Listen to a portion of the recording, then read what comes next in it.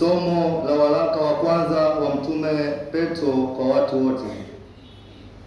Ahimidiwe Mungu Baba wa Bwana wetu Yesu Kristo, ambaye kwa rehema zake nyingi alituzaa mara ya pili, tupate tumaini lenye uzima kwa kufuka kwake Yesu Kristo katika wafu, tupate na urithi usioharibika, usio na uchafu, usionyauka, uliotunzwa mbinguni kwa ajili yenu.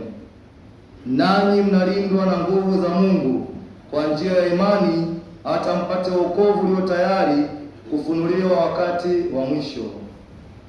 Mnafurahi sana wakati huo, ijapokuwa sasa kwa kitambo kidogo, ikiwa ni lazima, mmehuzunishwa kwa majaribu ya namna mbalimbali, ili kwamba kujaribiwa kwa imani yenu, ambayo ina thamani kuu kuliko dhahabu ipoteayo, ijapokuwa hiyo hujaribiwa kwa moto, kuonekane kuwa kwenye sifa na utukufu na heshima katika kufunuliwa kwake Yesu Kristo.